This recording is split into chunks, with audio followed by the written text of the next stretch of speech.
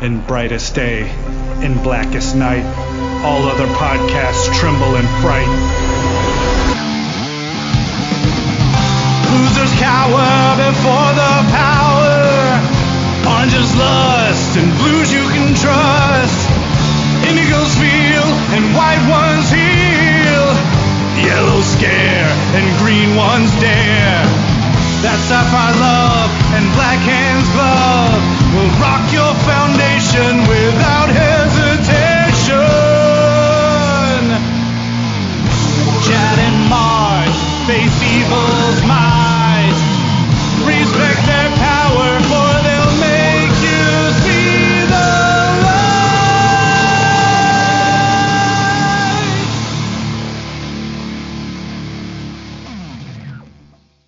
Hey everyone, I'm Mark Marble. I'm Chad Bokelman. And this is the LanternCast. Episode 607. God, we've been recording so many episodes in a row. I think we're taking July 4th week off, Chad. Yeah, probably. Yeah. And then that would mean maybe coming back with a review. No. There's something, just again, you refresh my memory ever so quickly because we don't want to waste time. Yeah, well, that's true too. But Superman won't come out to the following week, so we won't have the review for that. That won't be the first issue back. But does any Green Lantern stuff get released the week of the 4th? I don't know. I'll check later. Double check, but just because I know we go over this like every week, but there's so much. That's the problem with having like. Oh, next week I know for sure. Well, first of all, this week was also Green Lantern Dark. Yes. And then next week is Absolute. Already? All right. So then, all right. So probably in all likelihood, the next episode will probably be Absolute. Then it'll probably be Superman, and Green Lantern Dark will fit in somewhere down the road. But unless we double up, which is possible, guys. It is possible. It's, to be honest, Dark is probably the one that's going to get kicked to the curb for the longest because it's bi-monthly, and we could always do two issues of that back to back if we had to. Plus, we could also do the Pride thing and Dark and put both. Oh, that's right. Bed. We still have the Pride issue. So, but either way, we're not ignoring Dark. It's just you have to prioritize, and at the moment, that's probably relatively low on the totem pole.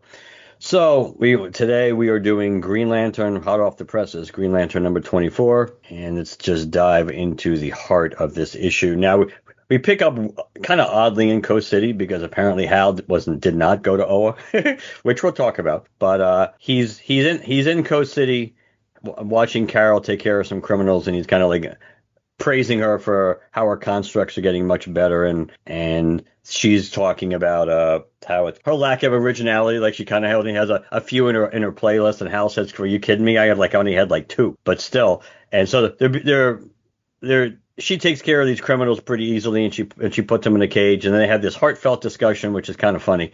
It's funny from the perspective it's understandable. Some people would probably, I guess some people might cringe at this just because she's not really groveling, but she's kind of like, she gets what Hal's gone through. That's the whole point of it. When Hal's taken off and left her behind, and she used to just view it. Yeah, I know, but some people are probably going to say, well, that's kind of like, it's like excusing Hal Jordan's behavior, and it's like worshiping at the church of Hal Jordan. I'm sure some people would take it that way. But essentially, she's acknowledging the Captain Obviousness of that when Hal would go off in space for long periods of time and leave her behind, she would always view it through the prism of he was leaving her. But now, because she's a hero and she's dealing with her role in the Justice League, now she completely understands what Hal did, and Cal talks about how relationships are tough, but it's worth it, especially with you. And I like the fact that the criminals are kind of are just getting nauseous by listening to all these guys. Like, get a room. Yeah, it's like, could you just please send us to jail already before Hal puts muzzles on them? This is good writing and good characterization. And Carol and Hal fly off to bring the crooks to jail before they're planning on stopping off over in Shanghai to actually get, I guess, real Chinese food. Now we continue on in space with the what is this, the Interceptor, and this is a weird part of the conversation, seemingly out of the blue too, about asking whether Kyle's still a White Lantern, and he kind of says yes, but he has to use his willpower to keep all these emotions in check.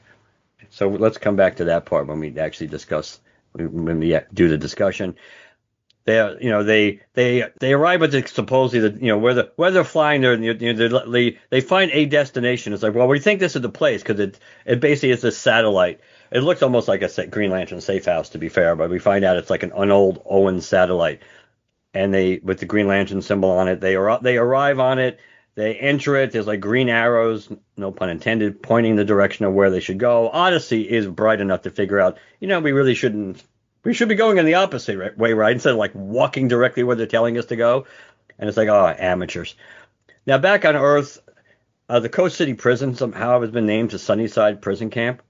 And as soon as they get 40 miles east of Coast City, and as soon as they start walking in to drop off these crooks, they realize something is really wrong because everybody's ridiculously joyful, including the prisoners. Once they like reach the prison outskirts, it's like they're just happy to be there. It's like, hey man, this place is great. And most of the prisoners are just kind of like walking around on their own. They're not really being watched too much. The warden invites them, hey, have something to eat. Our salad bar is great. And everybody's, it's just really, really weird. Hal wants to get out of there immediately, but Carol accepts, which for a moment makes you think maybe Carol's being enthralled with this too. But she's just, her interest has been piqued because it's sending off her emotional spectrum, spider sense. So they go check this out. The salad bar, I guess, apparently is good, though Hal's already picked. This is also funny. Hal's going, something's wrong with this place is because they have way too many bacon bits, and that's not economical. But Carol picks up on something weird, like in the basement, the signal. They go downstairs, and they find the prison doctor is with this little amphibian little guy, and who he's calling Happy, who's the doctor's waving to them, and the little creature's waving to them too, which is cute. He's like the highlight of this issue. It's an axolotl. Yes, it's an axolotl. I was going to get to that when they actually talk about it in the next. But it's all right. But it's all right. You said it, so now I don't have to. But you said little creature. I thought you didn't know. So no, he's a little amphibian-like lizard, and they talk about it. But yes, he's adorable. He's just absolutely adorable. Now we cut back into deep space. We see this glowing green cylinder that seems to be the source of what's powering the whole place. They're coming to investigate it. Some people want to take it with them to use it against Starbreaker. Then all of a sudden we hear, intruders, surrender your weapons, and the all familiar chant of because no man escapes the manhunters, and we have a whole bunch of manhunters online. And I do like the way Kyle's drawn here. Seeing the back of Kyle this way does kind of remind me of the good old Darryl Banks original Kyle days. I know it's not quite the same, and certainly the inking and the coloring is not the same, but it just kind of reminds me of that. Now, back at Coast City, Carol's just completely enthralled like everybody else with Happy, and and the doctor kind of comes clean. It's like, honestly, before you guys showed up, before Happy showed up, I probably would be lying about what I'm doing. It's like, oh no, I love experimenting on the prisoners.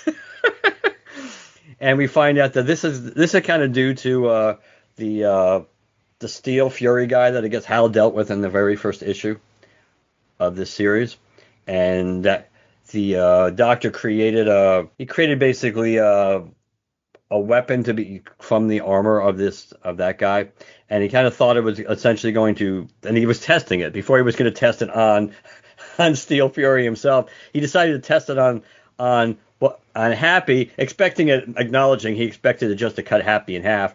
But instead, it made Happy glow. He kept on glowing. And, of course, Happy ended up becoming just that. He kind of became like an embodiment of the emotion of happiness. And everybody around him kind of became happy. And the entire prison became happy. And Hal and Carol decide, well, we pretty much have to take this guy, take him away to understand what's going on because it's part of the fractured spectrum. And, of course, this idea of taking away Happy triggers another emotion, which is avarice. And the doctor becomes full of avarice. The entire prison population becomes full of avarice, and they all start attacking Carol and Hal. What's interesting about this, Happy and Carol tend to have this emotional connection at one moment in time, and this basically short circuits the avarice. It's able to dampen the emotions of what's going on around them, and that sets off, the bells in their head that, hey, maybe this actually has more value because this might be able to be used against Starbreaker and because of what's going on with the emotional spectrum, this could actually, and sorrow, this could actually be a weapon. So Carol and Hal and eventually fly off with Happy, but they're still going to Shanghai to get some Chinese food first. Hal and those priorities. We'll come back and talk about that. Now on the Owen satellite, Superboy and company, they're laying into these manhunters. They figure out that the cylinder is really what's powering the manhunters, so it has to be taken down. Hey, another reference of a Philosopher's Stone, though they're not in the same reference. The Philosopher's Stone that Odyssey has, that she throws at the cylinder, it breaks the cylinder, does achieve its desired effect that the manhunters all power down and collapse, but then the power source escapes the cylinder, it flies back to the interceptor, then all of a sudden it starts building something, and what we find out is what it actually is building is it basically reconstitutes, from a animated series perspective, Aya in her first form, the first time we've ever seen her in a comic book. And this gives us the actual title of the issue was Because I'm Happy. Jeremy Adams, writer. Zermanico, artist and cover artist. Romulo Fajardo Jr., colorist. Dave Sharp, letterer. I'm not going to go through all the variant cover artists. Assistant editor Gillian Grant.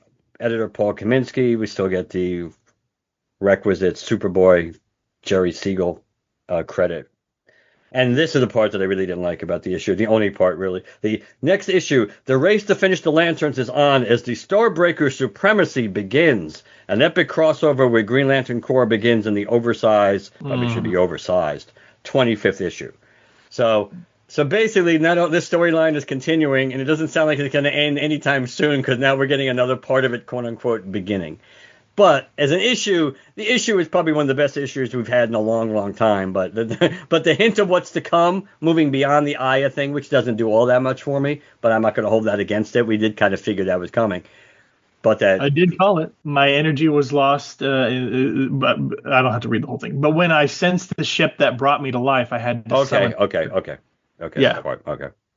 And that's just like she sensed what was going on with the manhunters and that she was she didn't expect that to happen. Yeah. So Aya is back.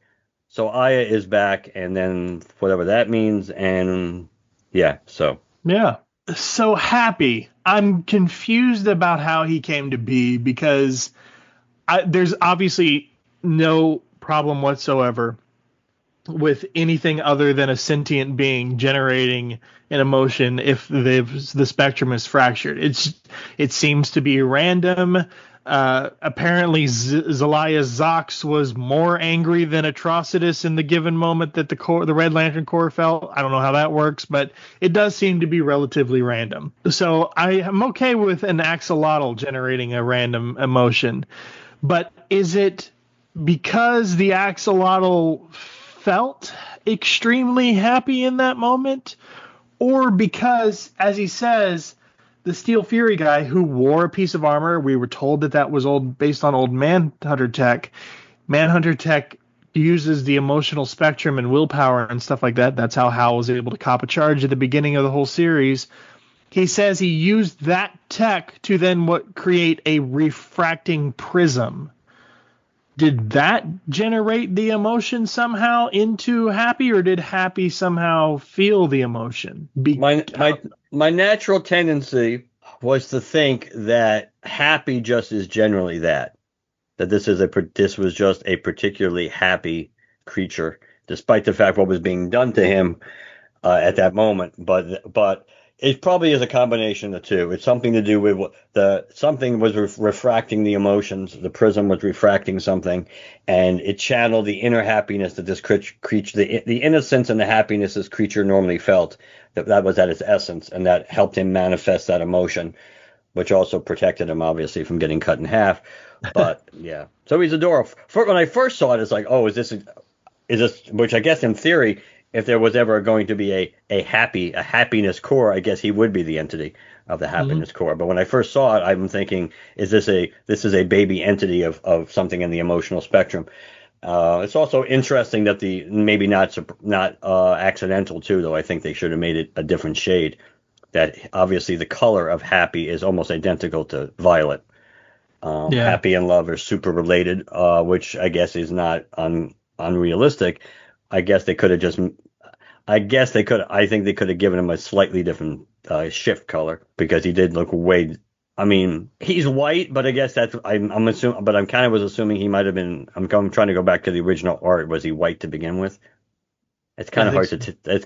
it's kind of hard to tell because you see the because it's almost like he's glowing purple from the minute they start blasting him with the laser. But yeah, that was good. Again, the Kyle stuff. I guess ultimately now we're kind of seeing what the point of this whole Kyle excursion was. Nothing more than to get as an quote unquote excuse to get Aya into the story, which again is self-serving to a large extent. A certain amount of people will be happy about that. I don't know how it's going to pay off in the story. Just like obviously part of the payoff is going to be when Razor sees Aya for the first time. Mhm. But I mean, trust me, I really love the animated show. But do I really need a lot of the stuff in the comic books unless it's going to serve a real purpose other than going down memory lane? Not necessarily. Yeah, I think there's also circling back to Happy real quick, the her contact or his contact whatever with Carol wiping out the outbreak of avarice. Is that just then we would think because love and happiness maybe equals satisfaction and you don't need to feel greed? And do we think maybe it just wipes out greed, or because they think we should take him as a weapon against sorrow? Well, she says this might be able to help Nathan or anyone who manifests part of the spectrum. So Yeah, but obvious. that's what I'm saying. If you're thinking that he can be used against sorrow, could you be being mistaken here Well, of in that he course. only Well, is? Yeah, well, to be fair, that's not quite how you phrased it. But yes, yeah, yeah. is the working hypothesis?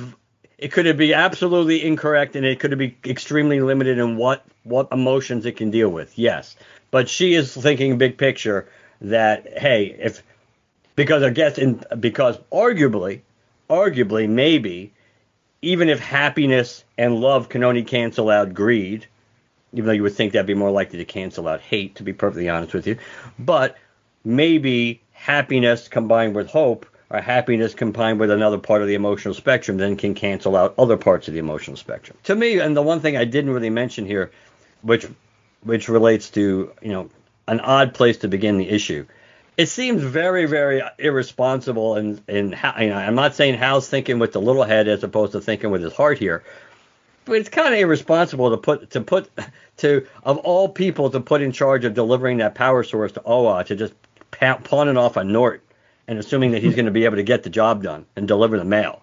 That's even assuming that Nort's okay, which we both have doubts about considering how he acted in that last 2 issue arc or where he appears on the last page. And so it's kind of mostly a 1 issue arc, but he did have that cameo appearance at the end of the issue before. That he's showing some signs that there's something potentially rotten in Denmark, and you're trusting this guy in charge with delivering the power source. Plus, he's an F up to begin with. So why would you do that? That seems pretty goddamn irresponsible of Hal Jordan, which again, can make a case. Well, that's typical Hal Jordan. But under the circumstances, he really shouldn't be dilly-dallying around with Carol at the moment as much as he is. And this is where you can make a case the pendulum is swinging too far the other way. That now Hal's acting like this love-struck kid and kind of like not entirely shirking his responsibilities, but the first chance he gets, he's going to run off. They friggin' know the entire emotional spectrum arguably is at risk here, let alone maybe the entire universe is at risk. But the emotional spectrum as a whole is at risk, and he's kind of like running off to do these just to hold hands with Carol. Now, it serves a purpose, but not because he knows it's going to serve a purpose. It's just because the plot it's a plot convenience that it serves a purpose, but he had no way of knowing that. No. Yeah, the risk is even there because like when not to bring it back to Happy, but he does acknowledge like he even says, "Let me." What does he say? He says, "Let me get Happy before he like." And then he pauses, explodes. Yes. Working under the premise that he channeled the emotions in the same kind of way that that the other lanterns that we have seen, even though to be fair, not all of them have exploded. They may have exploded over time. Not all of them exploded. And to be fair, it didn't look like Happy was using that emotion. That emotion was having the same kind of effect on Happy. It's almost like if he can diffuse the happiness through other people, As long as maybe he would only explode if he was literally by himself and there was no other living being to feel happiness around him. Yeah. But we really don't know about that. The other thing about this that I didn't like was the idea, which was again, it's a completely random conversation because I don't understand why this would come up in conversation. The now you could assume maybe they're just chit chatting and BSing on the ship, which again would make you wonder why this would come up in conversation anyway. Because why would Odyssey ask this, or even why would Connor bring it up about the whole? Are you still a White Lantern? And then Kyle's explanation doesn't really make any sense based on what we've seen. I mean that he's really a White Lantern, but basically at any he's kind of like using his willpower to keep all these emotions in check. Is that because the emotional spectrum's so screwed up? Because I guess if you wanted to go down that road, that might explain Kyle sitting in the corner rocking and holding his knees for like 12 issues because of the fact that he basically almost had to be completely still, completely literally neutral emotionally, or else something would go wrong.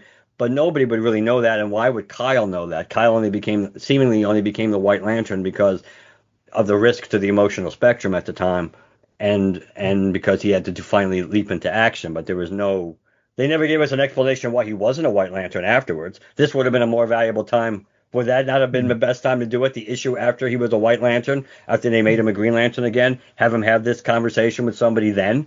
So Lisa would explain why he was back in Green Lantern form, as opposed to, yeah, you were a White Lantern last time we saw you, and now you're green again. I think they're setting up. They're bringing it up to bring it up later. Just as a reminder, this is how it's working because we're going to use it later. And I think Happy is actually critical to this because of what you mentioned. This is just a theory that's been developing in my head. If because you said Happy, in the hands of a different Lantern might, negate something else or do something else. Technically, Hal didn't touch Happy, but Carol did. So he just used a construct to get him out of there. So we didn't see him interact directly with Hal. What would happen then if a broken part of the emotional spectrum interacts with Kyle? That is true. That's very interesting too. In theory, could Kyle channel or potentially master a broken part of the spectrum as well as everything else, or somehow be infected by it, or yeah. I mean, it would, cutting to the chase, it would be nice if when all this ends, whenever the hell it's going to end, that Kyle would play a major role in doing it. Just like, in all honesty, it would be better just to make Kyle a White Lantern again. Or, I mean, I don't mind. Again, the explanation they give here is not that it's horrible at all. It's just the fact that it's like 5 issues overdue. But it's the fact that at least it would, again, kind of like I think what we talked about semi-jokingly when he became White Lantern during the end of the Derlin thing, that like in case of emotional spectrum emergency, break glass and Kyle would go white again. That I'm okay with the fact that he could become a White Lantern when he needed to. But again, this is all crap that is just being dumped on us without any real explanation for it. Because certainly there certainly was never anything since Kyle stopped being a White Lantern during the the Venditti run. There's been nothing that ever to indicate that he could become White Lantern again anytime he wanted to. But the reason he's not is for this reason or for that reason. That's never been anywhere in the books. So there's been no reason to believe that's been the status quo. So if that's supposed to be the status quo either right now or the status quo going back to the Derlin thing because the emotional spectrum was being broken apart and it was being shattered, then these are all things that again, the bad thing about how Jeremy's been handling the book is that these are all valuable things that would have made more sense for us to find out a little bit about this earlier when it would make sense. And again, even this conversation, it just seems, this conversation in particular seems out of place. It's like we talked about how Kyle just literally stopped being a White Lantern once they started beginning like the fractured spectrum storyline without even a hint of an explanation. This would have been that explanation right off the bat that, yeah, I'm still a White Lantern, but the way the emotions are going on, the way the spectrum is, everything's kind of like out of control. That I don't want to give into that. It's dangerous for me to give into all those emotions at one time or to let anything take over me. But so I've got to use willpower to keep everything under control and remain green, not just for the sake of me, but for the sake of the spectrum. But no, but it's a good issue. I would say that it's a really good issue. Yeah, for sure. I definitely enjoyed it. And I got to say, the last thing I'll say, the minute I saw the almost comical arrows in green directing them, I knew I was right, that it was Aya. Obviously I had to wait until the actual thing because the Manhunter showed up, which I did mention was a possibility. But we knew anyways because of the solicits. Yeah. I was like, no, this is Aya, because I remember it was one of the earlier episodes, right, when her little energy was like trailing them, but it could only go so far into the prison because of the yellow crystals. Like she could guide them through the prison. Do you remember one of those early episodes of the anime? Vaguely, Yeah. but it does, I mean, it sounds familiar, but yeah. Yeah, the just green energy directing you to where you need to be through an unfamiliar place via tech. I was like, that's Aya. It's got to be Aya. So I was pretty excited. So yeah, I know. Yeah, Mark is definitely a fan of the animated series, and I could see why you wouldn't necessarily want to marry the two 100%. But I was excited to see Aya for sure. And I can understand that. I can absolutely understand that. Now, it'd still be interesting to see if we get any kind of if Ion's return still has anything to do at all with either Aya coming back online the way she has in the surge of the power, and Yeah. even it's still. I mean, theoretically they all could still be tied together, but we have to find out. But at least soon we're going to get we are going to get the explanation, I guess. So now, hopefully, Yeah. of why the entities are even here, let alone their role in the story. And I'm going to call it at some point, and I'll probably be wrong, but I am anticipating a flirting between Aya and Kyle. Oh, Obviously one way, because Aya is going to be like, where's Razor? But I'm anticipating Kyle doing his thing. Kyle needs to be neutered. Hal Jr. Well, if Carol were pregnant, Hal better ask for a paternity test. Oh man. But yeah, I think that's all I got to say. But I did enjoy this issue, and great art all the way throughout. This is definitely one of the best issues that by far, probably the best issue by far since they started this Fractured Spectrum arc. Even with some of the weird maybe plot points or why they're going in certain directions based on necessity, but still it still makes for good storytelling. Absolutely. All right, what's next? Ever so briefly, for what is Mark seen, though I'm not proud to have seen this. It was kind of like there were three choices. I didn't see anything last week, so we were making up, and on Monday of this week, as we're recording this, we had to go pick something to see. So I went to see Brideheart, that Rebel Wilson movie, which is almost like Die Hard at a wedding. There are some funny moments of it in it, and Rebel Wilson's always funny, but it's needless to say, is she overly believable as a secret agent? No, she's not. I guess that's probably part of the humor. It's like, yeah, no, the suspension of disbelief ain't gonna fly in that. And the plot's kind of stupid, and there are some members of the cast that make it enjoyable. But would I recommend seeing this movie? No, not at all. If it's free on streaming somewhere, yeah, there are worse things to watch. And that will be it until Megan 2.0 will be tomorrow as we record this. The only other thing I have, which is not related to movies at all, even though out of curiosity, did you watch the new Fantastic Four trailer? Yes and no. I want to see it on the big screen, but I've seen it on my phone in a very tiny format. All right. Yeah. Yeah, which is the best trailer. I don't know how much it moves the bar one way or the other. I think it is absolutely the best trailer, probably a trailer they should have come out with. It's either the first or the second trailer, because again, at this stage of the game, I don't know how much it will move the needle one way or the other. If you're interested in seeing it, you're probably going to see it anyway. If you're on the fence, I don't think this will be a big needle mover across the board. But it looks, again, for what it is, and I still have some interest in this movie. That trailer does it is a better trailer.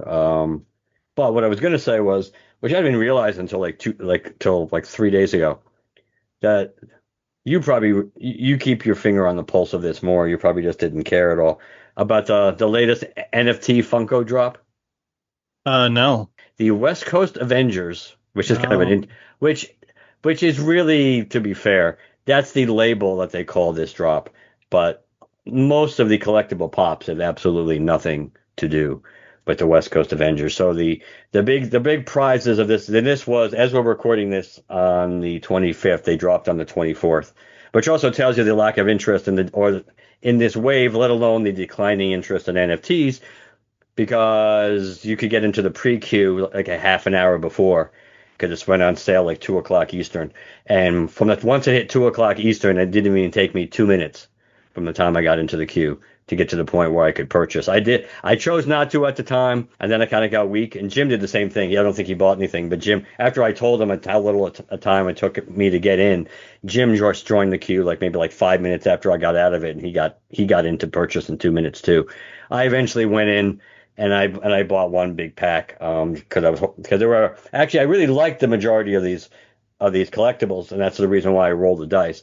So I'm looking at them now. I only like two of them. yeah, so the biggest prizes were the flocked Tigra, Mm-hmm. which That's I one of liked. the ones I like. I would have liked to have gotten that one.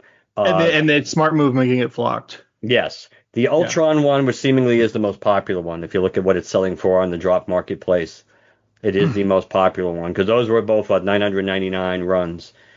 They had the High Evolutionary, which that's the one I wanted, and I just bought one today off of eBay for honestly, I bought it off of the seller for $34. I already have the token in my Dropbox, so I will be getting him. I did, so it's a that's a 1900, I believe. I think he's in the 1900 run. They have Wonder Man, not the one in the trench coat, just the one kind of with the Charlie Brown zigzag black T-shirt, but the glasses. I like that one. I like the Wanda, considering the Scarlet Witch one with the different hairstyle and everything else. Now with looking more like the Lizzie Olsen Scarlet Witch that we saw when she was actually part of the Avengers. That kind of, it's not from that, but it's similar. I'm trying to think. Claw, it's Claw. I like Mockingbird. Yeah, I was getting a Mockingbird. Mockingbird is the easiest one to get. That's the one that you literally can get dirt cheap, even on eBay. And of course, the Freddy Funko, what is Hawkeye, which is the absolute worst of the group. But overall, will be probably the second most popular outside of Ultron. Who, Freddy Funko? Yeah, Freddy Funkos are coveted. I'll have to look. I'll be curious to look at the drop marketplace and see if what he's going for, if any were available. I didn't see any were available. There are multiple times that I've looked. That was the only one of the. That was the only. Even though he has a bigger print run, I guarantee you, because let's see, he's got more than Wonder Man, more than Scarlet Witch, more than Claw. He's the same as Mockingbird, I believe. I believe it's the same production run as Mockingbird. No, Mockingbird is 5,000. Freddy Funko is 2,400. Was Mockingbird 5? Yeah, that's what it says online. I thought. So Ultron and Tiger are both $9.99, but even though Freddy Funko is the second highest available, yeah, you're right. Yeah. He'll still be fairly expensive because a lot of people go after Freddy Funkos. There's a special niche market for it. Yeah, I mean, and I can kind of understand that. Let's put it this way. That was the one that I absolutely didn't want. I'm looking to see if there's any. I do like Mockingbird though, but I don't. Again, I'm sort of out of the Funko game unless Funko starts doing more I don't know, Bill and Ted pops, because they only ever did just Bill and Ted. So if they started doing any of the people they picked up from Time or their daughters from the third movie or anything, Death or whatever, I would get back into the Funko game. I saw they were doing, Mark and I talked about this last time we recorded, but Land Before Time Funkos, I was tempted because that was a big part of my childhood. But even then I was like, yeah, I'm done. So unless they come out with more stuff for the collection as I already have, or something crazy that I want like Bill and Ted, I think I'm done. Yeah, I mean, I can understand that.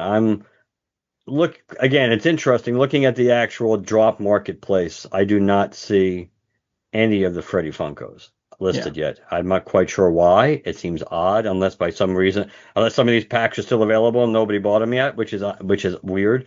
But Mockingbird is absolutely dirt cheap. Even you could get a Mockingbird for like $8.65. Wonder Man is as cheap as $23.50. Scarlet Witch is $39.99. Claw's dirt cheap too. It's under $18. High Evolutionary was cheap too. I don't think Jim was in a position to. I think they changed the rules, so I don't think he could have bought them anymore. Else I probably would have waited and gotten one off of the drop marketplace. But for $34, that wasn't that big a deal. So I already got my token. But it is interesting considering, again, it's obviously based on the popularity of the character that Ultron and Tiger are both in the same production run, both Grails. But Ultron is the lowest. The cheapest Ultron on drop is $214, while the cheapest Tiger is $145. Yeah, the other thing I don't like about the Marvel Funkos is they're all bobbleheads. Not that I'd take them out of the box, but they're all bobbleheads. So that's not a huge problem with some of them. I mean, some of the DC, like I said, some of the DC ones they're just not that common. It's just not the same way. So that's why I don't know if it's by license for some reason.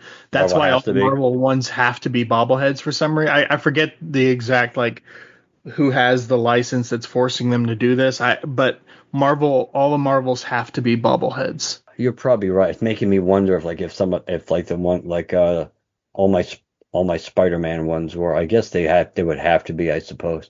I'm just. I mean, definitely all the recent ones. I don't know if it goes back to throughout all of Funko's history, but a vast majority of all of the recent ones absolutely are bobbleheads. I know that for sure. But I probably won't open mine anyway. And as far as the ones I actually did get, I didn't get anything. I mean, to be fair, looking at the general cards, it's not that there aren't that many and they're not that great. But I did. At least I got one Vision. I didn't get the most uncommon one. I think I got the common Vision. Again, it's one of those things where you kind of go against instinct. It's like you figured you could probably get one cheap, and in retrospect, I could have basically saved myself of the amount of money I ended up spending to get the High Evolutionary. I could have just not bought the pack at all, and I could have just waited. But sometimes you don't know. You don't know. I mean, I figured that one would not be particularly popular but the production runs were relatively low, and that always gave you a little bit of pause, because if the production run is low, sometimes it makes it easy for people to hoard them. And I would only go after Mockingbird if I knew that I would have a chance to get it signed by Adrienne Palicki, which is one of my actress crushes. She played Bobby in Agents of S.H.I.E.L.D., the TV show. I can tell you right now, if you go on eBay right now, you can get one.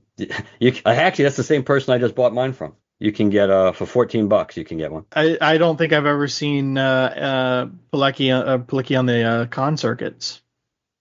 So I don't think I'd ever. But for $14, you don't want to roll the dice. I don't know. This guy's good. I like this. Up North 2 is the seller. I can send you the link. That's the guy I just bought my High Evolutionary from tonight, and he already sent me over he already put it in my drop box, my drop account. So I already have High Evolutionary sitting there until the time comes to redeem him. So yeah, let's see if he's got Freddie Funko as a kid. Palicki's a crush for sure. He has them all. He actually does have Freddie Funko for $99. So see, so Ultron, even on this guy's listings, Ultron is the big winner. For the people out there, because I don't know exactly when this episode's going to come out, but it should be around this time anyway, so it should be relevant.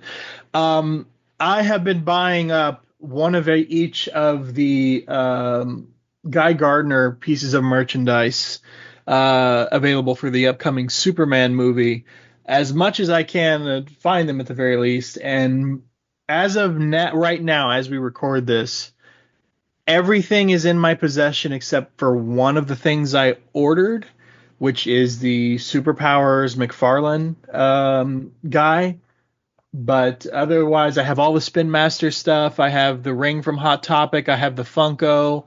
I have a T-shirt. And the other thing I can't find to buy is the actual prop ring that you can buy specifically sized. I have it from one source that I don't... As of right now, I haven't confirmed, but I don't see why this person would be lying. Apparently, this person went out and bought the regular ring that comes in the box that you can choose your size and everything, and also got the Hot Topic ring, and says they're the exact same thing. The only difference being, of course, if you buy the one in the box, you get to choose the size, whereas the one from Hot Topic that comes on the necklace, I busted out my Manly Bands ring thing. It's like this ring that comes from Hot Topic is like an 8.5 or a 9 ring size, something like that. So obviously it comes at a preset size, but if it's the exact same thing, I very likely won't have it in hand by the time the movie comes out, and that is relevant because I want to make a YouTube video unboxing all of this stuff for you guys ahead of the film. So as you guys hear this, if it's close around to the time the movie comes out, the week the movie comes out, check our YouTube channel, LanternCast Vids. There will be a video of me unboxing all of the Guy Gardner merch I could get my hands on in time for the movie. That will be cool. For sure. Yeah, I sent an email to McFarlane today. I haven't heard back yet because I ordered it on the 16th and it's still showing awaiting fulfillment. So it says it ships in June though, but I mean technically it's not the end of June. So yeah, it's going to be a fine line, just like as we discussed last week, the fact that the Guy Gardner pop is technically in stock with Entertainment Earth, but yet it still hasn't arrived at Big Bad Toy Store yet. So I haven't checked Funko, but I signed up for the alert, so I would assume I would have gotten an email. Funko's website last time I checked before I placed the Entertainment Earth order when we were recording. Oh yeah, we looked. Yeah, it was still not available. So which again does make you wonder. It does make you wonder exactly what the criteria is for who gets what, because no matter still coming soon. Yeah, no matter how you slice it, it doesn't make a lot of sense why realistically speaking, there's no way that Entertainment Earth should get a supply of these. I mean, unless they're getting them basically like almost like a black market behind closed doors supply. There's really no way they should be getting those to say that, hot off the truck like they did last week and have some in stock, when meanwhile Funko itself doesn't have them in stock.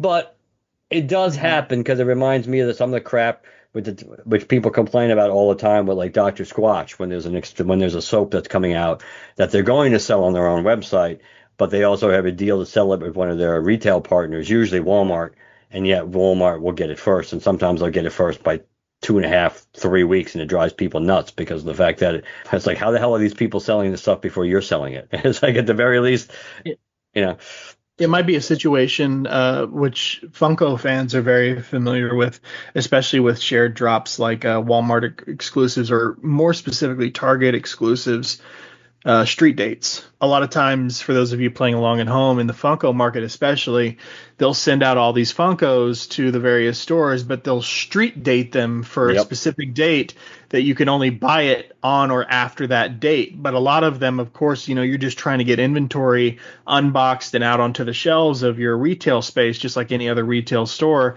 So they don't really think about that. So you'll go out looking for a specific Funko because you heard, oh my God, so-and-so has it. So you run out there to go grab it. You grab it, you find it, you walk up to the cashier, and then suddenly you can't buy the damn Funko because it's street dated for a date beyond the date that you're currently trying to buy it. So they won't sell it to you, but then they'll also just walk it back to the same shelf and put it back on the shelf because they're too lazy to grab all of them and take them back into the back until the actual street date.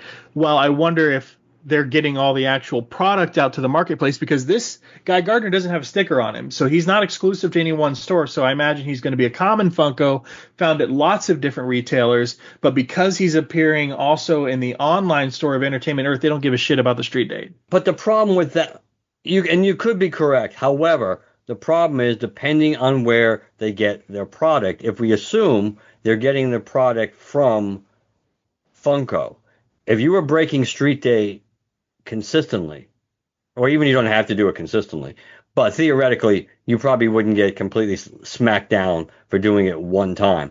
But if you were breaking street date consistently, then obviously there's something that can be done about it, because Funko could just ship you that stuff much later than they normally would, because they can't trust you to not break street date.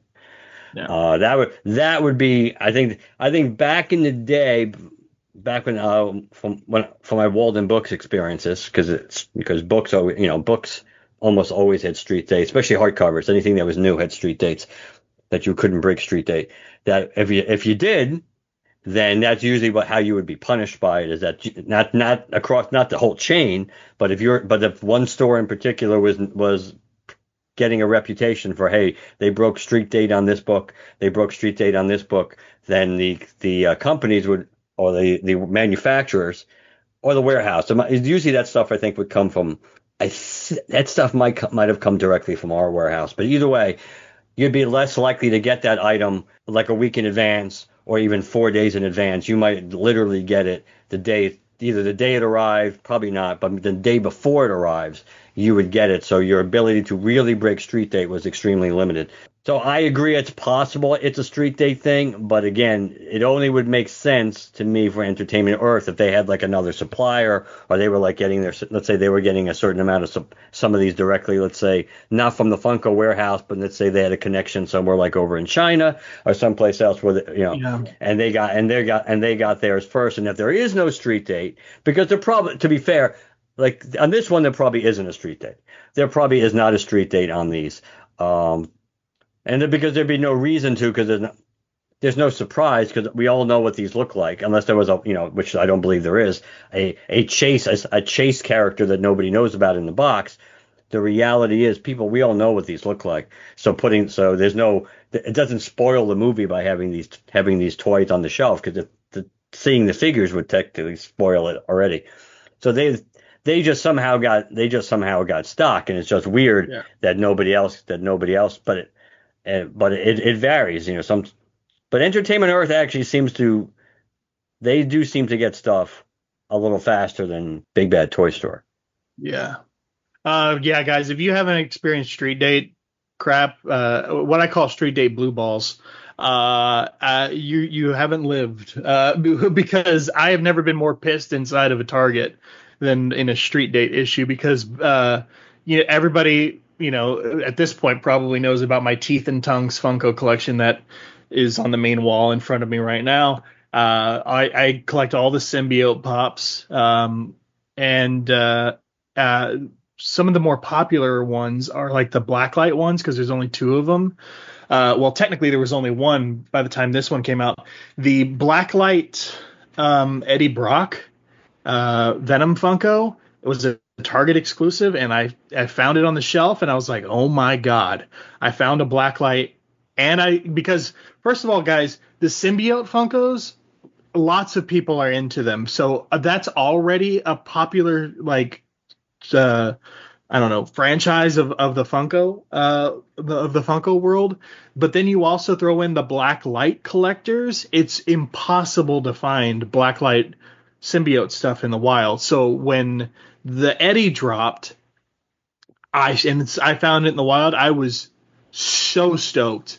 So I took it up, and of course they street dated it. I could not buy it, and I was going to crash out. I was going to go full Karen in that store, but luckily I bit my tongue, and I left, and I came back later, and I did the thing I try not to do, which other people, especially the Pokemon crowd, likes to do, is I found another one, and I hid it under a shelf so I could go get it later when the street date dropped. Yeah, because like I said, they're too lazy to take them all off the shelf and back into the back stock until the street date. So they just end up putting it back on the shelf. Yeah, that's never good. That's never a good thing either. That doesn't make a lot of sense. Nothing is more frustrating than when somebody puts something on the floor that shouldn't be on the floor yet, and they can't sell. And even if they wanted to sell it, sometimes they can't because it's not in the computer yet, or it's loaded into the system where it doesn't become active until it hits the street date. That, oh no, we can't sell it to you. And it's like, well, you put it on the damn floor, which is not, and which of course is, again, because unfortunately you're leaving the stocking of the floor to people who probably don't give a shit. If you're lucky, I'm only half kidding. You're lucky if they can probably read anyway, let alone process what the hell a street date is in some cases. And it's like, but that's also, you can make the case why people need to organize their shit instead of just grabbing a pallet and take, hey, put this pallet out. It's like you can kind of pay attention to what's on it, because anything that has a street, that's what we used to do, because that one of the weirdest things we ever had a street date on back when I worked at Kmart, and I think this was the first time it ever happened. This was back when The Hunchback of Notre Dame came out, the Disney animated movie. That I believe that was the first time for the children's character footwear that we actually had street dates. So we had all this crap, all these boxes and boxes of boxes, which of course the day they arrived in freight, it was great because it was stuff you never had, because you didn't have to worry about how, like, if you had 100 boxes of freight and like 25 boxes were all Hunchback of Notre Dame shoes that you knew you didn't have to deal with for like 2 weeks or 3 weeks. That was great. It's like, oh, just bring it into the stockroom, stack it somewhere, and that's like a quarter of your freight. You don't even have to worry about putting out or finding a place for it in the stockroom or or out on the floor. But it was like that was the first those were the first time in the first character shoe or anything that we had a street date for. And I thought that was funny because I was already used to street dates from working at Walden Books, but it's like, that's really funny seeing footwear with a street date. A lot of reasons though, guys, it gets put out though is just because a lot of retail stores, and I experienced this myself when I was at my retail stores, is there's limited space back in the storage and receiving area, and in addition to getting your pallets and stuff like that off the truck, that's also the place all the shelves are, all the pallet jacks, the forklift, the damn cardboard baler. Like there's lots. You only have so much room in the freight area. And then they come in and they tell you, we want the truck unloaded completely by blank. We want everything up on pallets and ready to be hauled out to the floor to be unboxed and put on shelves. And every pallet should be off the floor by the time we open it, blah, blah, blah. So the goal is not even like, and imagine if you had multiple things you had to street date, like multiple different things that go into different departments and things like that. So now you're taking up more and more space. And what if something that's street dated for the Superman movie, but there's also stuff that's coming in that's maybe street dated for maybe the Fantastic Four movie, since they're in the same month, but maybe they're getting product early. So now you have to dedicate space to two different street dated items and things. So I completely understand how that crap gets out on the floor, but it doesn't make it any less frustrating. No. And again, it's one of those things where if somebody is in charge of looking at what's on the pallet and everything else, and or organizing the stuff, especially when stuff, because they do get broken down by departments, to make sure that because usually you're going to know that's the thing. Also, who's ever in charge of each department, let alone in the store, but who's ever in charge of each department is going to know well in advance that you're going to be getting stuff with a street date because they tell you. Even back then, even then, back in the friggin' 90s and stuff, when the computer system was certainly a lot less intricate as it is now, that the reality is that we would know that, you would get the update and stuff about even if sometimes they were phone calls and stuff, you would just know that you're going to then plus in all honesty, they would give you the heads up that you were going to be getting this stuff, and usually you would have, I would have a list of stuff that was coming in from a Kmart perspective, that you would know the stuff that was coming in, I think, ahead of time on the truck, that you would know what stuff was coming in this week, I believe, because just like you always had to count the number of boxes. Luckily, wasn't as big a deal for us because we were always the last. 99% of the time we were the last delivery. So almost everything left in the truck was going to be ours. And so if there was an extra case, I think it was always up to us, to take it or not take it. But the reality is, yeah. So you would know, like I knew. And the reason why they did it for us was easy with the Quasimodo stuff and the Esmeralda stuff, was because we were having, right when those items were first shipping, there was a big character footwear sale on, and they purposely did not want all that new merchandise going out while all that stuff was marked down. They wanted to wait a little bit, which was, smart business. They wanted to wait, so it was not. I mean, there might have been a specific sale, not as much on some of those items, but they did not want it to be like when there was like a 25% off all character footwear sale, because then they would blow out through a lot of their stock, and they didn't want to do that. So, but yeah, memories. Bond or otherwise. Yes. Yeah. All right. Do we have anything else? I don't think so today. All right, guys. If they want to reach out to us and let us know what they thought of this issue and Aya's return, or join us in the toy talk or whatever, what do they do? Or if they just feel happy. Yeah. Somebody has to out there. If they feel really, really, really, really happy. LanternCast@gmail.com. The website is LanternCast.com. You can follow us on Blue Sky, Twitter, Facebook, #GeoCast to track us down. We're on Apple Podcasts, Spotify, Podbean, wherever you listen to us on. Please leave us a positive review.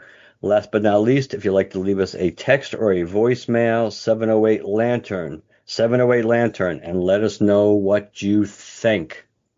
All right, guys. We'll talk to you later. Good night, everybody. Good night.